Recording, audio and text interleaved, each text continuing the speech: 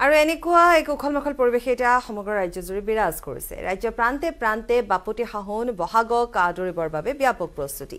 শিথিল কোভিড পৰিস্থিতিৰ বাবে 2 বছৰৰ পাছত পুনৰ প্ৰাণ পাই উঠিছে বহাগ। ঢোল পেপাৰ বিপণীসমূহতো এতিয়া গ্ৰাহকৰ ভিৰ। ব্যতিক্ৰম নহয় টংলাৰ সুৰেন ফ্লুট। প্ৰায় 80 বছৰ গৰকা বাদ্যযন্ত্ৰৰ বিপণী সুৰেন ফ্লুটে দৰং ওদালগুৰিৰ লগতে অসমৰ বিভিন্ন ঠাইলৈ ঢোল, পেঁপা, গগনা, খাম, বাঁহী, চিফুং আদি যোগান ধৰি আহিছে। বিগত বছৰৰ তুলনাত এই বছৰ গ্ৰাহকে বিপণীত ভিৰ কৰা দেখিবলৈ পোৱা গৈছে। ৰিপুঞ্জয় নাথৰ প্ৰতিবেদন।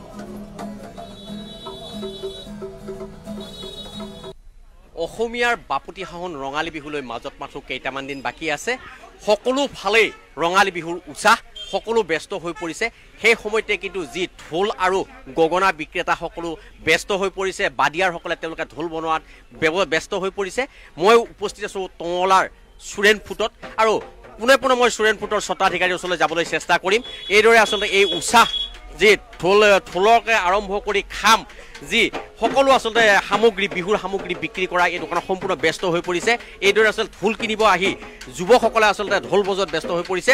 মোৰ লগত সুৰেন ফুটৰ স্বত্বাধিকাৰীগৰাকী আছে, তেওঁৰ পৰা মই জানিব বিচাৰিম আচলতে পোনে পোনে কেনেকুৱা বেচা বিক্ৰী কেনেকুৱা হৈছে বা বিহু যিহেতু 2 বছৰ কৰোণা মহামাৰীৰ কাৰণে বিহু ব্যৱস্থা পাতা নহ'ল। অলপ আহিব। এই কৰোণা মহামাৰীৰ কাৰণে 2 বছৰ বিহু পাতা নহ'ল, এইবাৰ কেনেকুৱা? এইবাৰ ভালে পাইছোঁ, মানে কাষ্টমাৰ এইবাৰ ধৰক আগতীয়াকৈ ঢোল চোল পেঁপা চেপা লৈ আছে আৰু মানে মোটামুটি 20-25 দিন বাকী আছে আৰু ভাল হ'ব বুলি আশা কৰিছোঁ। আপোনাৰ দোকানটো কিমান বছৰ পুৰণা দোকান? মোৰতো মই নিজে কৰা মোটামুটি 26 বছৰ, তাৰ আগত দেউতাই কৰিছিল 40-45 বছৰ। এই ঢোল বা গগনা পেঁপা এইবিলাক দেখিছোঁ আমি, ক'ত ক'ত যোগান ধৰে আপুনি? মোৰতো মোটামুটি আপাৰ আছাম মানে এইফালে আপোনাৰ মোটামুটি ওদালগুৰি ডিষ্ট্ৰিক্ট 2-3টা ডিষ্ট্ৰিক্ট কভাৰ কৰোঁৱে মই। ধৰক ঢেকিয়াজুলি, তেজপুৰ এনেকাৰ পৰাও আহে, লখিমপুৰ, ধেমাজি, গহপুৰৰ পৰাও আহে, নগাঁৱৰ পৰাও আহে, এইফালে মঙলদৈ, গুৰেশ্বৰ, আপোনাৰ চিপাঝাৰ, নগাঁৱৰ পৰাও আহে এনেকুৱা কাষ্টমাৰ।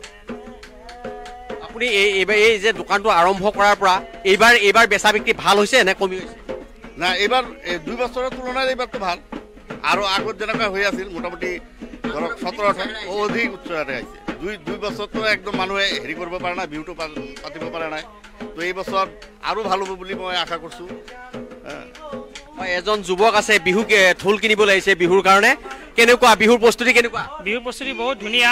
আমি প্ৰথম আগৰ পৰা ইয়াৰ পৰা লৈ যাওঁ। চ' আজি নতুন ঢোল এটা কিনিবলৈ আহিলোঁ, যিহেতু সুৰেন ফ্লুট আমাৰ টংলাত এটা বহুত ডাঙৰ প্ৰতিষ্ঠান আৰু বহুত বছৰৰ পৰা আছে। চ' ইয়াতে আহি আমি বজাই মেলি চাই তাৰপিছতে আমি ক্ৰয় কৰোঁ আৰু বেলেগত আপুনি নাপাব এনেকৈ বজাই মেলি এইটো চোৱাটো।